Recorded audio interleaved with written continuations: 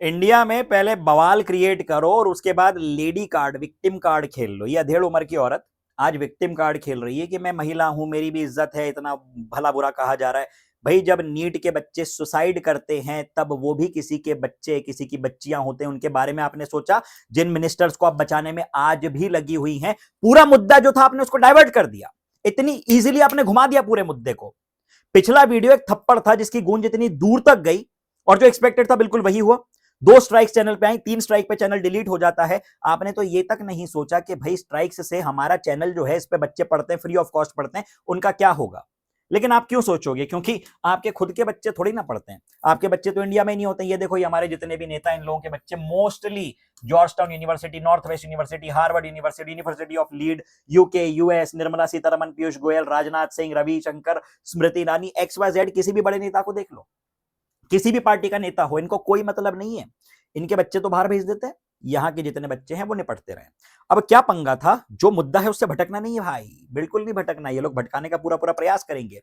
इस औरत ने बोला कि चलो, मेरे को सबसे ज्यादा पैसा मिल रहा है सरकार से, मैं आऊंगी सामने, मैं जो है बिल्कुल अपनी बात को घुमाने में मैं सबसे ज्यादा योगदान दूंगी, सबसे ज्यादा गंद मैं फैलाऊंगी, सबसे ज्यादा गाली गलौच मेरे थ्रू होगी, मजा आएगा। ऐसी वाणी बोलिए जम के झगड़ा होए, और इनको दूषित करे, खुद भी दूषित होए, लेकिन मुद्दे से भटकना नहीं है। मुद्दा आज भी बड़ा सिंपल है कि तुम्हारी जो व्यवस्था है 2 कौड़ी की है।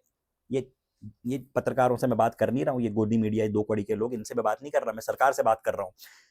हमारे एजुकेशन मिनिस्टर को बच्चों से कोई मतलब नहीं है, उनको जानकारी नहीं है, ही इज नॉट अवेयर कि क्या चल रहा है। उनको कोई, शायद एक्चुअल में उनको बहुत ज्यादा इंफॉर्मेशन होती भी नहीं है, बस जितनी बातें उन तक पहुंचती हैं, अच्छा ऐसा हुआ, ये करना है, चलो चलते हैं, चलो जाके हम कुछ बदलाव लाएंगे, जाएंगे 2-4 उल्टे सीधे बयानबाजी करेंगे, खत्म बात।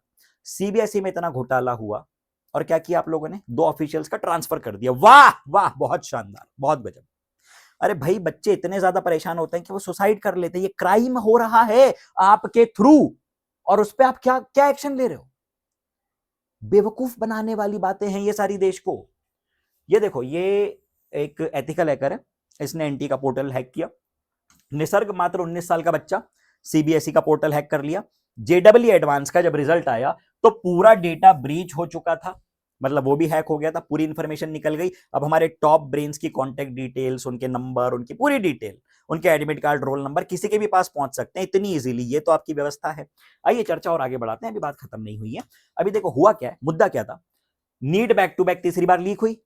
उसके अलावा सीयूईटी का सर्वर क्रैश हुआ, पेरेंट्स पहुंचे वहां पे, आपने कैंसिल करवा दिया। आपने बोला ठीक है, चलता रहता है, मतलब पेपर ही तो लीक हुआ है। ऐसे तो बयान देते हैं ये लोग कि पेपर ही तो लीक हुआ है, क्या फर्क पड़ गया उससे, वापस करवा लेंगे। अरे वाह, बहुत बढ़िया, गजब।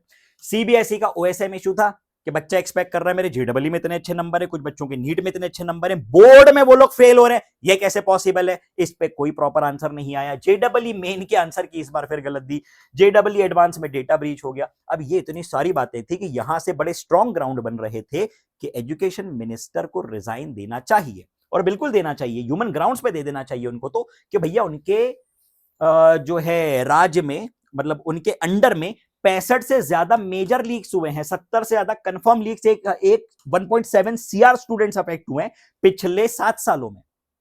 ठीक है, तो भाई इतने सारे बच्चे जब अफेक्ट हो रहे हैं और आप so called top of the authority हो, तो आप नहीं डिजर्व कर रहे हो। एक प्रोसेस होनी चाहिए, मतलब एजुकेशन मिनिस्टर के लिए भी एक टेस्ट होना चाहिए। कैसे कैसे कोई भी आके बन जाएगा? अरे भाई, मेरी सरकार में अच्छी सांठगांठ है, मेरे पास पैसा है, मैं थोड़ी बन सकता हूं जाके? नहीं, लेकिन सिस्टम ऐसा सेट कर रखा है कि कोई भी बन सकता है। तो ये चेंज होना चाहिए। कब आएगा है? ये आना चाहिए। दूसरी बात है स्कूल्स की। स्कूल्स का ग्रांट देखो आप, हर साल कितना कितना पैसा स्कूल्स को दिया जाता है, सरकारी स्कूल को। रियलिटी ये है कि 83,562 करोड़ रुपीस देने के बाद भी सरकारी स्कूलों में आज इंडिया में अराउंड 10 लाख टीचर्स की कमी है। मिड डे मील ऐसे मिलते हैं कि अलग अलग जगहों पे, मुजफ्फरपुर, बिहार, गोवा, कर्नाटका, अलग अलग जगहों की अगर बात करें तो मिड डे मील्स के कारण बच्चे मर रहे हैं। पिछले 5 साल में कई ऐसे इंसिडेंसेस हैं कि एक साथ 100 बच्चे, 23 बच्चे, 29 बच्चे, आप गूगल करिए, अभी पूरा डेटा आपको मिल जाएगा। ये हालत हो रही है, तो ये पैसा जा कहां रहा है? इस पे सवाल पूछा आपने अंजना? इस पे सवाल पूछा आपने? नहीं पूछा ना। औकात नहीं है तुम्हारी, क्योंकि तुमको सिर्फ यही करना आता है, मुद्दा भटकाना आता है। पाप लगेगा तुमको, पाप, याद रखना। तो देखो ये समग्र शिक्षा योजना पे 41,000 करोड़ रुपए, मिड डे मील पे 12,500 करोड़ रुपए हर साल आते हैं, तो कौन खा जाता है बच्चों का खाना? इतना तो इनसेंसिटिव हमारा सिस्टम है भाई। उसके अलावा जब बात आती है, जब प्रोटेस्ट होता है कि भाई अब चेंज आना चाहिए, तो उल्टे सीधे हम लोगों के हाथ में झुंझुने पकड़ाए जाते हैं। एयरफोर्स पेपर देगा जाके, ये कोई सोल्यूशन हुआ?